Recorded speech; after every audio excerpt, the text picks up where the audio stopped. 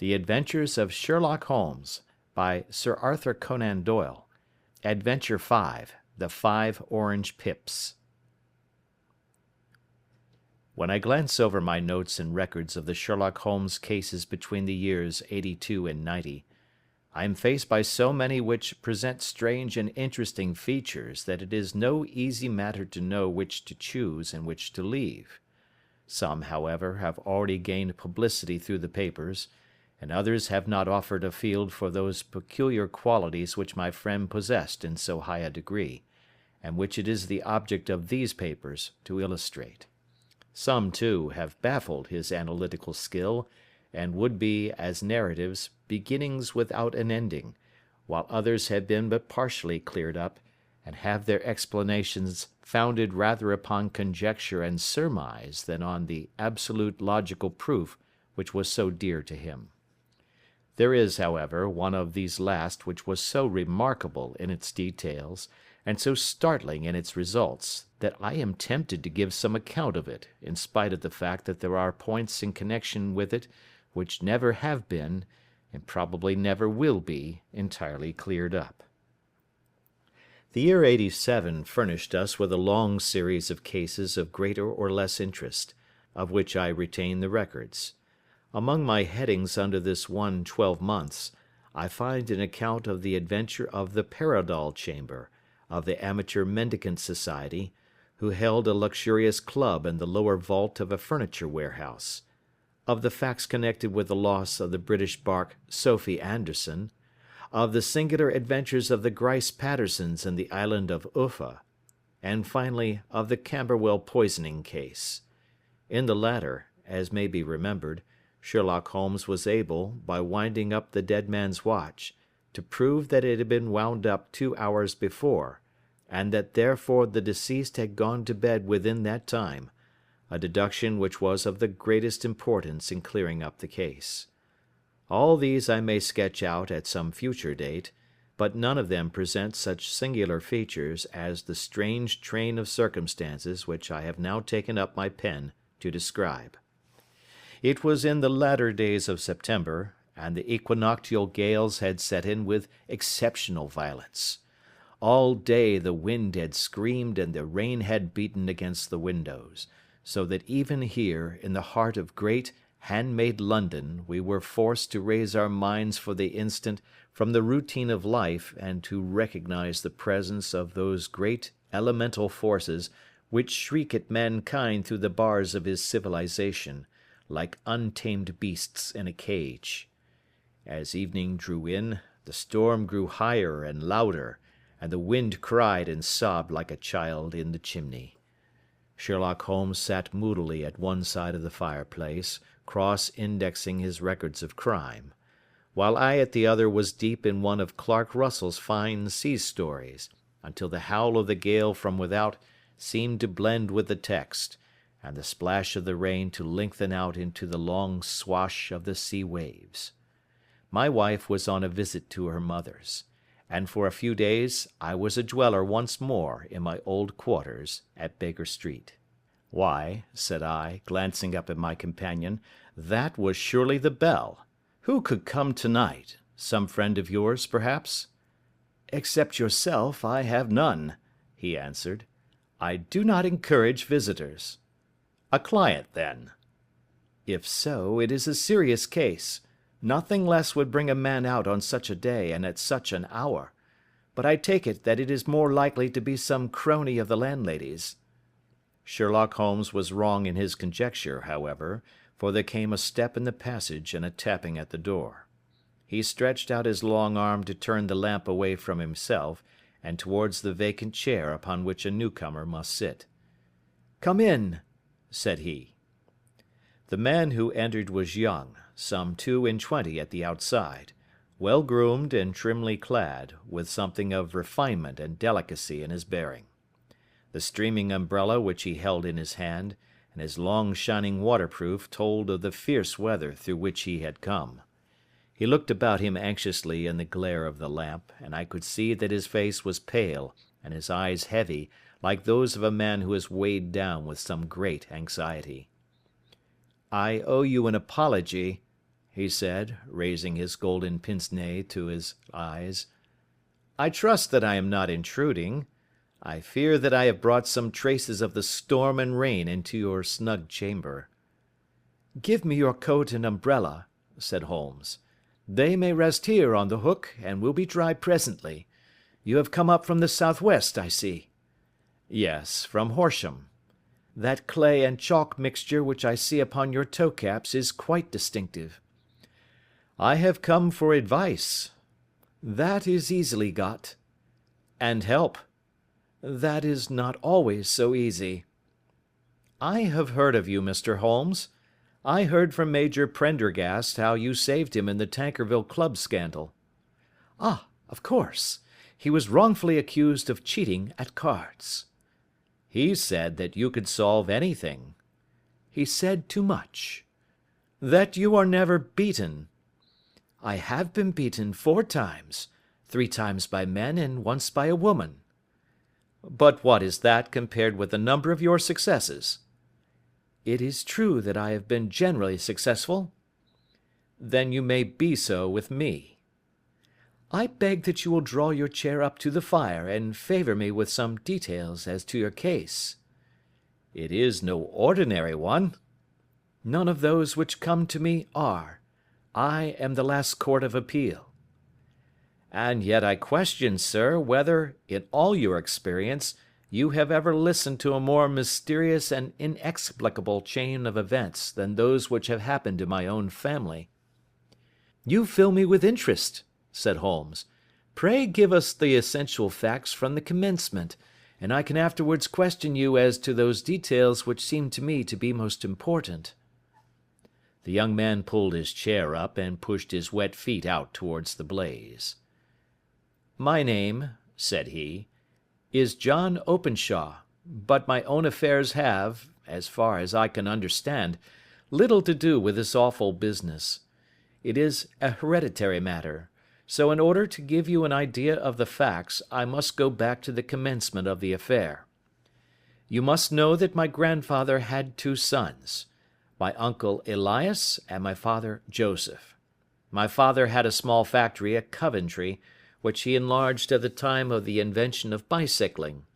He was a patentee of the Openshaw unbreakable tire, and his business met with such success that he was able to sell it and to retire upon a handsome competence. My uncle Elias emigrated to America when he was a young man, and became a planter in Florida, where he was reported to have done very well. At the time of the war he fought in Jackson's army, and afterwards under Hood, where he rose to be a colonel. When Lee laid down his arms, my uncle returned to his plantation, where he remained for 3 or 4 years. About 1869 or 1870, he came back to Europe and took a small estate in Sussex, near Horsham. He had made a very considerable fortune in the States, and his reason for leaving them was his aversion to the negroes, and his dislike of the Republican policy in extending the franchise to them. He was a singular man, fierce and quick-tempered, very foul-mouthed when he was angry, and of a most retiring disposition. During all the years that he lived at Horsham, I doubt if ever he set foot in the town. He had a garden and 2 or 3 fields round his house, and there he would take his exercise, though very often for weeks on end he would never leave his room. He drank a great deal of brandy and smoked very heavily, but he would see no society and did not want any friends, not even his own brother. He didn't mind me. In fact, he took a fancy to me, for at the time when he saw me first I was a youngster of 12 or so. This would be in the year 1878, after he had been 8 or 9 years in England. He begged my father to let me live with him, and he was very kind to me in his way. When he was sober he used to be fond of playing backgammon and draughts with me, and he would make me his representative both with the servants and with the tradespeople, so that by the time that I was 16 I was quite master of the house. I kept all the keys and could go where I liked and do what I liked, so long that I did not disturb him in his privacy.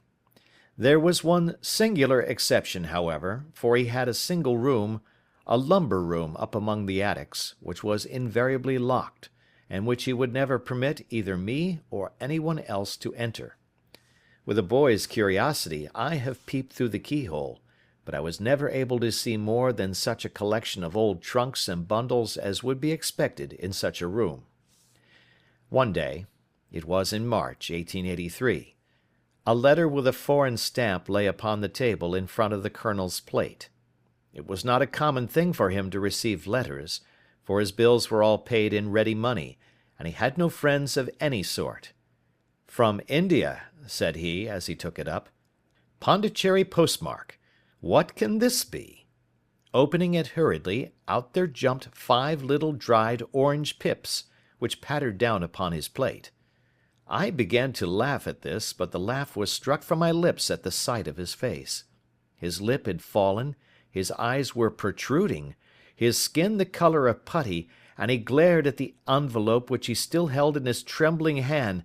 "K, K, K!" he shrieked, and then, my God, my sins have overtaken me." "What is it, uncle?" I cried. "Death," said he, and rising from the table he retired to his room, leaving me palpitating with horror. I took up the envelope and saw scrawled in red ink upon the inner flap, just above the gum, the letter K 3 times repeated. There was nothing else save the 5 dried pips. What could be the reason of his overpowering terror? I left the breakfast table, and as I ascended the stair I met him coming down with an old rusty key, which must have belonged to the attic, in one hand, and a small brass box, like a cash box, in the other. "They may do what they like, but I'll checkmate them still," said he with an oath. "Tell Mary that I shall want a fire in my room today, and send down to Fordham the Horsham lawyer." I did as he ordered, and when the lawyer arrived I was asked to step up to the room. The fire was burning brightly, and in the grate there was a mass of black fluffy ashes as of burned paper, while the brass box stood open and empty beside it. As I glanced at the box I noticed, with a start, that upon the lid was printed the treble K which I had read in the morning upon the envelope. "I wish you, John," said my uncle, "to witness my will. I leave my estate, with all its advantages and all its disadvantages, to my brother, your father, whence it will, no doubt, descend to you. If you can enjoy it in peace, well and good. If you find you cannot, take my advice, my boy, and leave it to your deadliest enemy. I am sorry to give you such a two-edged thing, but I can't say what turn things are going to take. Kindly sign the paper where Mr. Fordham shows you." I signed the paper as directed, and the lawyer took it away with him. The singular incident made, as you may think, the deepest impression upon me, and I pondered over it and turned it every way in my mind without being able to make anything of it.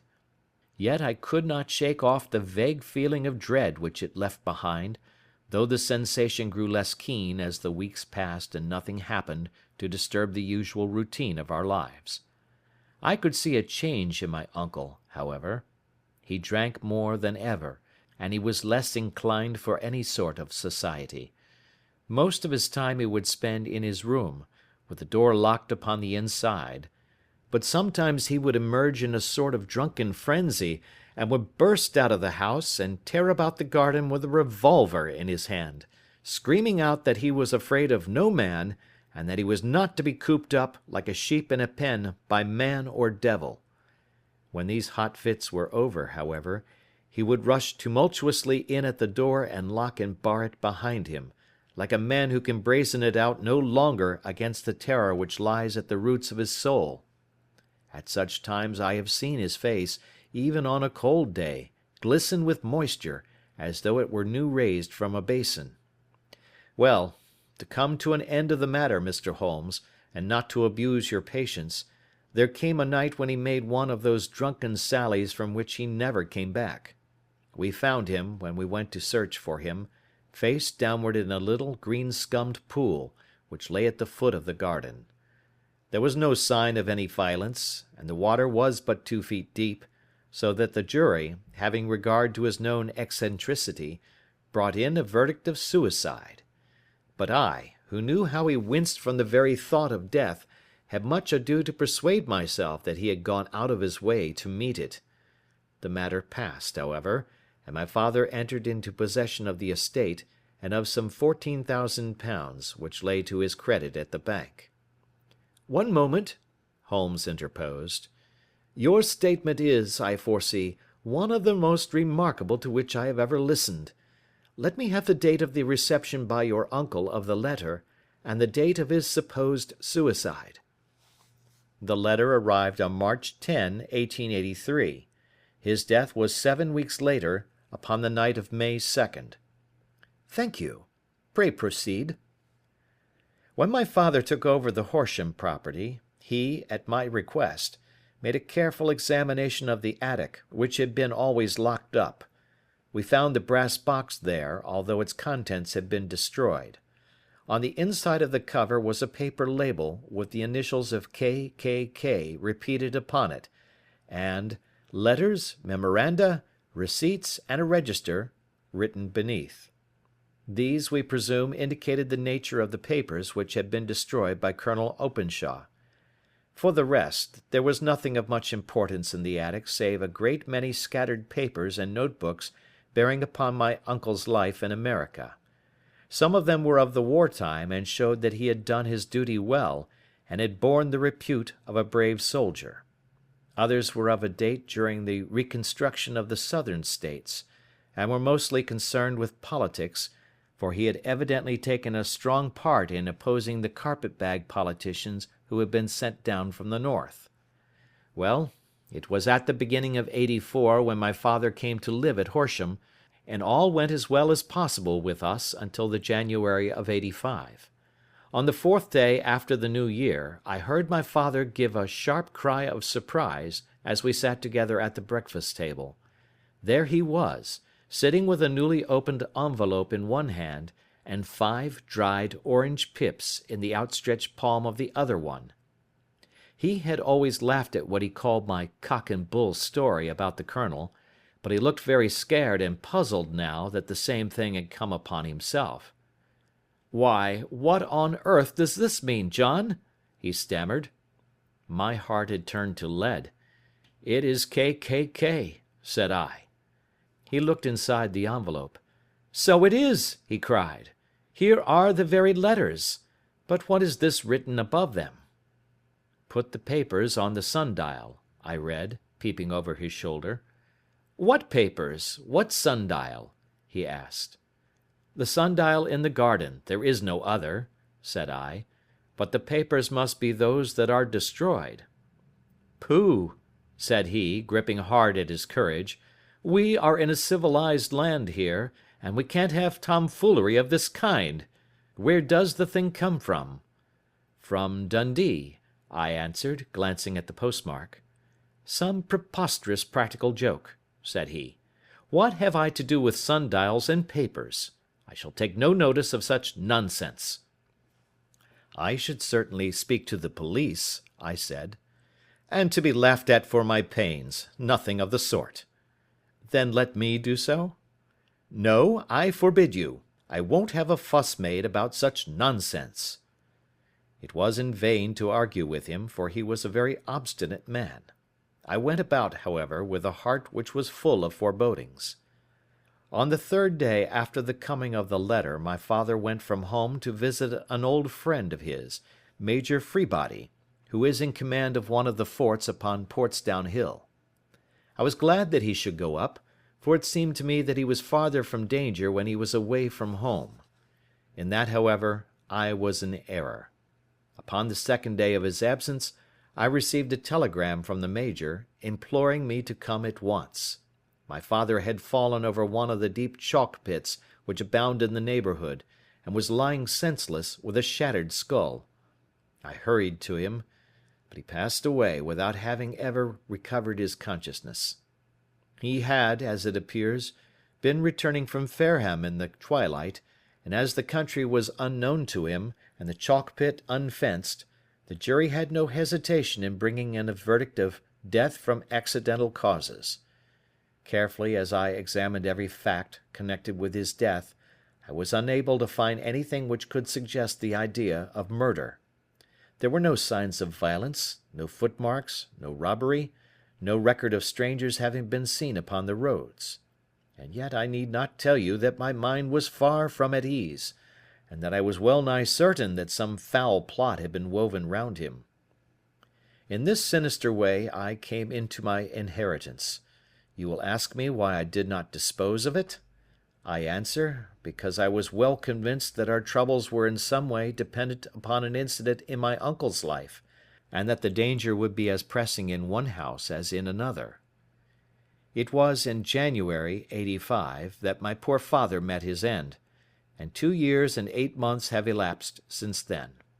During that time I have lived happily at Horsham, and I had begun to hope that his curse had passed away from the family, and that it had ended with the last generation. I had begun to take comfort too soon, however. Yesterday morning the blow fell in the very shape in which it had come upon my father. The young man took from his waistcoat a crumpled envelope, and turning to the table he shook out upon it 5 little dried orange pips. "This is the envelope," he continued. "The postmark is London, Eastern Division. Within are the very words which were upon my father's last message, K, K, K, and then, 'Put the papers on the sundial.'" "What have you done?" asked Holmes. "Nothing." "Nothing?" "To tell the truth," he sank his face into his thin white hands, "I have felt helpless. I have felt like one of those poor rabbits when the snake is writhing towards it. I seem to be in the grasp of some resistless, inexorable evil, which no foresight and no precautions can guard against." "Tut, tut!" cried Sherlock Holmes. "You must act, man, or you are lost. Nothing but energy can save you. This is no time for despair." "I have seen the police." "Ah! But they listened to my story with a smile. I am convinced that the inspector has formed the opinion that the letters are all practical jokes, and that the deaths of my relations were really accidents, as the jury stated, and were not to be connected with the warnings." Holmes shook his clenched hands in the air. "Incredible imbecility!" he cried. "They have, however, allowed me a policeman, who may remain in the house with me." "Has he come with you tonight?" "No. His orders were to stay in the house." Again Holmes raved in the air. "Why did you come to me?" he cried. "And, above all, why did you not come at once?" "I did not know. It was only today that I spoke to Major Prendergast about my troubles, and was advised by him to come to you." "It is really 2 days since you had the letter. We should have acted before this. You have no further evidence, I suppose, than that which you have placed before us? No suggestive detail which might help us?" "There is one thing," said John Openshaw. He rummaged in his coat pocket, and drawing out a piece of discoloured blue-tinted paper, he laid it out upon the table. "I have some remembrance," said he, "that on the day when my uncle burned the papers I observed that the small unburned margins which lay amid the ashes were of this particular colour. I found this single sheet upon the floor of his room, and I am inclined to think that it may be one of the papers which has, perhaps, fluttered out from among the others, and in that way has escaped destruction. Beyond the mention of pips, I do not see that it helps us much. I think myself that it is a page from some private diary. The writing is undoubtedly my uncle's." Holmes moved the lamp, and we both bent over the sheet of paper, which showed by its ragged edge that it had indeed been torn from a book. It was headed March, 1869, and beneath were the following enigmatical notices: 4th. Hudson came. Same old platform. 7th. Set the pips on Macaulay, Paramore, and John Swain of St. Augustine. 9th. Macaulay cleared. 10th. John Swain cleared. 12th. Visited Paramore. All well. "Thank you," said Holmes, folding up the paper and returning it to our visitor. "And now you must on no account lose another instant. We cannot spare time even to discuss what you have told me. You must get home instantly and act." "What shall I do?" "There is but one thing to do. It must be done at once. You must put this piece of paper which you have shown us into the brass box which you have described. You must also put in a note to say that all the other papers were burned by your uncle, and that this is the only one which remains. You must assert that in such words as will carry conviction with them. Having done this, you must at once put the box out upon the sundial as directed. Do you understand?" "Entirely." "Do not think of revenge or anything of the sort at present. I think that we may gain that by means of the law, but we have our web to weave, while theirs is already woven. The first consideration is to remove the pressing danger which threatens you. The second is to clear up the mystery and to punish the guilty parties." "I thank you," said the young man, rising and pulling on his overcoat. "You have given me fresh life and hope. I shall certainly do as you advise." "Do not lose an instant. And, above all, take care of yourself in the meanwhile, for I do not think that there can be a doubt that you are threatened by a very real and imminent danger. How do you go back?" "By train from Waterloo." "It is not yet 9. The streets will be crowded, so I trust that you may be in safety, and yet you cannot guard yourself too closely." "I am armed." "That is well. Tomorrow I shall set to work upon your case." "I shall see you at Horsham, then?" "No, your secret lies in London. It is there that I shall seek it." "Then I shall call upon you in a day, or in 2 days, with news as to the box and the papers. I shall take your advice in every particular." He shook hands with us and took his leave. Outside the wind still screamed and the rain splashed and pattered against the windows. This strange, wild story seemed to have come to us from amid the mad elements, blown in upon us like a sheet of seaweed in a gale, and now to have been reabsorbed by them once more. Sherlock Holmes sat for some time in silence, with his head sunk forward and his eyes bent upon the red glow of the fire. Then he lit his pipe, and leaning back in his chair he watched the blue smoke rings as they chased each other up to the ceiling. "I think, Watson," he remarked at last, "that of all our cases we have had none more fantastic than this." "Save, perhaps, the sign of 4. "Well, yes, save, perhaps, that. And yet this John Openshaw seems to me to be walking amid even greater perils than did the Sholtos." "But have you," I asked, "formed any definite conception as to what these perils are?" "There can be no question as to their nature," he answered. "Then what are they? Who is this K., and why does he pursue this unhappy family?" Sherlock Holmes closed his eyes and placed his elbows upon the arms of his chair, with his fingertips together. "The ideal reasoner," he remarked, "would, when he had once been shown a single fact in all its bearings, deduce from it not only all the chain of events which led up to it, but also all the results which would follow from it. As Cuvier could correctly describe a whole animal by the contemplation of a single bone, so the observer who has thoroughly understood one link in a series of incidents should be able to accurately state all the other ones, both before and after. We have not yet grasped the results which the reason alone can attain to. Problems may be solved in the study which have baffled all those who have sought a solution by the aid of their senses. To carry the art, however, to its highest pitch, it is necessary that the reasoner should be able to utilize all the facts which have come to his knowledge. And this in itself implies, as you will readily see, a possession of all knowledge, which, even in these days of free education and encyclopedias, is a somewhat rare accomplishment.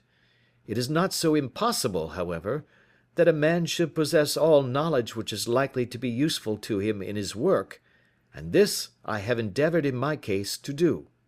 If I remember rightly, you on one occasion, in the early days of our friendship, defined my limits in a very precise fashion." "Yes," I answered, laughing. "It was a singular document. Philosophy, astronomy, and politics were marked at 0, I remember. Botany variable, geology profound as regards the mud stains from any region within 50 miles of town, chemistry eccentric, anatomy unsystematic, sensational literature and crime records unique, violin player, boxer, swordsman, lawyer, and self-poisoner by cocaine and tobacco. Those, I think, were the main points of my analysis." Holmes grinned at the last item. "Well," he said, "I say now, as I said then, that a man should keep his little brain attic stocked with all the furniture that he is likely to use, and the rest he can put away in the lumber room of his library, where he can get it if he wants it. Now, for such a case as the one which has been submitted to us tonight, we need certainly to muster all our resources. Kindly hand me down the letter K of the American Encyclopedia which stands upon the shelf beside you. Thank you. Now let us consider the situation, and see what may be deduced from it. In the first place, we may start with a strong presumption that Colonel Openshaw had some very strong reason for leaving America. Men at his time of life do not change all their habits and exchange willingly the charming climate of Florida for the lonely life of an English provincial town. His extreme love of solitude in England suggests the idea that he was in fear of someone or something, so we may assume as a working hypothesis that it was fear of someone or something which drove him from America. As to what it was he feared, we can only deduce that by considering the formidable letters which were received by himself and his successors. Did you remark the postmarks of these letters? The first was from Pondicherry, the second from Dundee, and the third from London. From East London. What do you deduce from that? They are all seaports, that the writer was on board of a ship. Excellent. We have already a clue. There can be no doubt that the probability, the strong probability, is that the writer was on board of a ship. And now let us consider another point. In the case of Pondicherry, 7 weeks elapsed between the threat and its fulfilment. In Dundee it was only some 3 or 4 days. Does that suggest anything? A greater distance to travel. But the letter had also a greater distance to come. Then I do not see the point.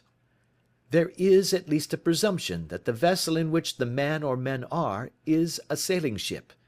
It looks as if they always send their singular warning or token before them when starting upon their mission. You see how quickly the deed followed the sign when it came from Dundee. If they had come from Pondicherry in a steamer, they would have arrived almost as soon as their letter.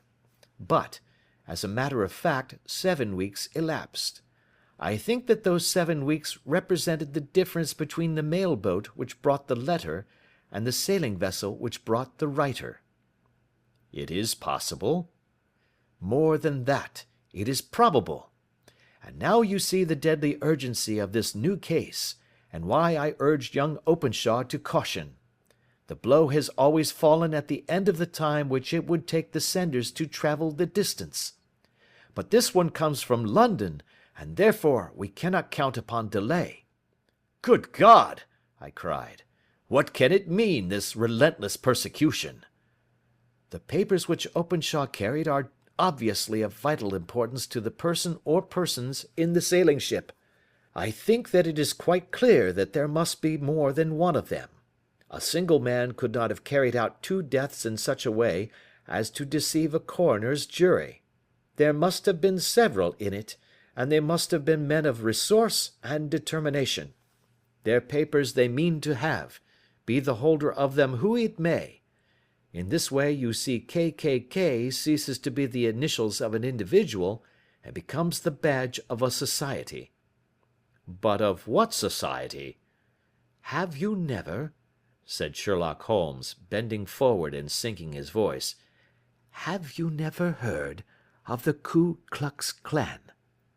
I never have. Holmes turned over the leaves of the book upon his knee. "Here it is," said he presently. "Ku Klux Klan, a name derived from the fanciful resemblance to the sound produced by cocking a rifle. This terrible secret society was formed by some ex-Confederate soldiers in the Southern States after the Civil War, and it rapidly formed local branches in different parts of the country, notably in Tennessee, Louisiana, the Carolinas, Georgia, and Florida. Its power was used for political purposes, principally for the terrorizing of the Negro voters and the murdering and driving from the country of those who were opposed to its views.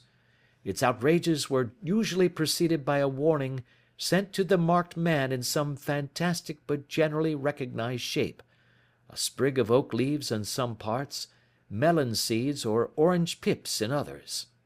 On receiving this, the victim might either openly abjure his former ways, or might fly from the country. If he braved the matter out, death would unfailingly come upon him, and usually in some strange and unforeseen manner. So perfect was the organization of the society, and so systematic its methods, that there is hardly a case upon record where any man succeeded in braving it with impunity, or in which any of its outrages were traced home to the perpetrators. For some years the organization flourished in spite of the efforts of the United States government and of the better classes of the community in the South. Eventually, in the year 1869, the movement rather suddenly collapsed, although there have been sporadic outbreaks of the same sort since that date. "You will observe," said Holmes, laying down the volume, "that the sudden breaking up of the society was coincident with the disappearance of Openshaw from America with their papers. It may well have been cause and effect. It is no wonder that he and his family have some of the more implacable spirits upon their track. You can understand that this register and diary may implicate some of the first men in the South, and that there may be many who will not sleep easy at night until it is recovered. Then the page we have seen is such as we might expect. It ran, if I remember right, sent the pips to A, B, and C. That is, sent the society's warning to them. Then there are successive entries that A and B cleared, or left the country, and finally that C was visited, with, I fear, a sinister result for C. Well, I think, Doctor, that we may let some light into this dark place, and I believe that the only chance young Openshaw has in the meantime is to do what I have told him. There is nothing more to be said or to be done tonight, so hand me over my violin, and let us try to forget for half an hour the miserable weather and the still more miserable ways of our fellow men."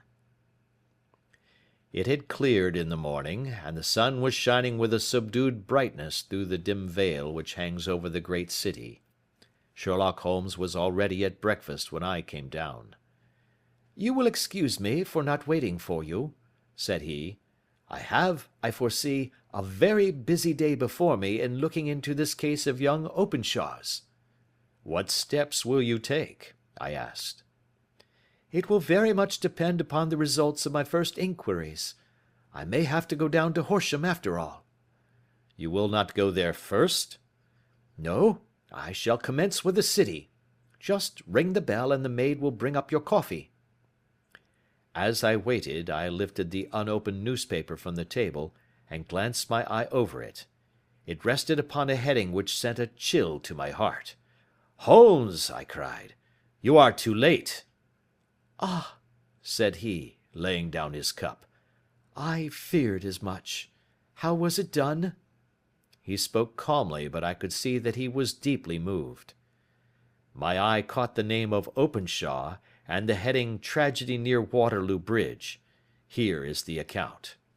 Between 9 and 10 last night, Police Constable Cook, of the H Division, on duty near Waterloo Bridge, heard a cry for help and a splash in the water. The night, however, was extremely dark and stormy, so that, in spite of the help of several passers-by, it was quite impossible to effect a rescue. The alarm, however, was given, and by the aid of the water police the body was eventually recovered. It proved to be that of a young gentleman whose name, as it appears from an envelope which was found in his pocket, was John Openshaw, and whose residence is near Horsham. It is conjectured that he may have been hurrying down to catch the last train from Waterloo Station, and that in his haste and the extreme darkness he missed his path and walked over the edge of one of the small landing places for river steamboats. The body exhibited no traces of violence, and there can be no doubt that the deceased had been the victim of an unfortunate accident, which should have the effect of calling the attention of the authorities to the condition of the riverside landing stages.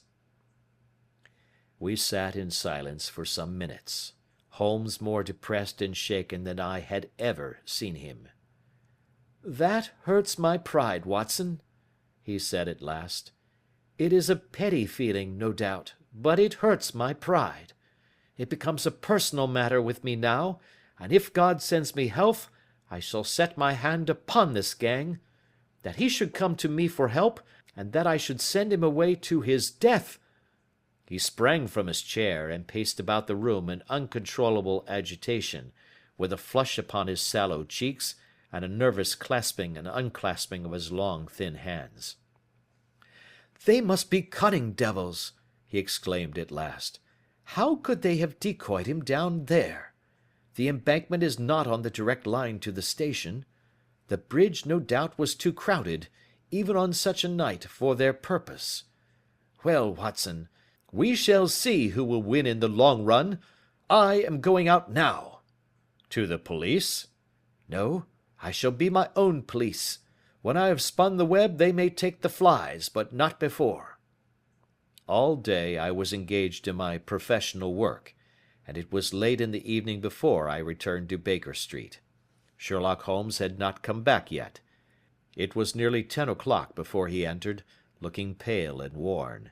He walked up to the sideboard, and tearing a piece from the loaf he devoured it voraciously, washing it down with a long draught of water. "You are hungry," I remarked. "Starving. It had escaped my memory. I have had nothing since breakfast." "Nothing?" "Not a bite. I had no time to think of it." "And how have you succeeded?" "Well." "You have a clue?" "I have them in the hollow of my hand. Young Openshaw shall not long remain unavenged. Why, Watson, let us put their own devilish trademark upon them. It is well thought of." "What do you mean?" He took an orange from the cupboard, and tearing it to pieces he squeezed out the pips upon the table. Of these he took 5 and thrust them into an envelope. On the inside of the flap he wrote S.H. for J.O. Then he sealed it and addressed it to Captain James Calhoun, bark Lone Star, Savannah, Georgia. "This will await him when he enters port," said he, chuckling. "It may give him a sleepless night. He will find it as sure a precursor of his fate as Openshaw did before him." "And who is this Captain Calhoun?" "The leader of the gang. I shall have the others, but he first." "How did you trace it, then?" He took a large sheet of paper from his pocket, all covered with dates and names. "I have spent the whole day," said he, "over Lloyd's registers and files of the old papers, following the future career of every vessel which touched at Pondicherry in January and February in '83. There were 36 ships of fair tonnage which were reported there during those months. Of these, one, the Lone Star, instantly attracted my attention, since, although it was reported as having cleared from London, the name is that which is given to one of the states of the Union." "Texas, I think." "I was not and am not sure which, but I knew that the ship must have an American origin." "What then?"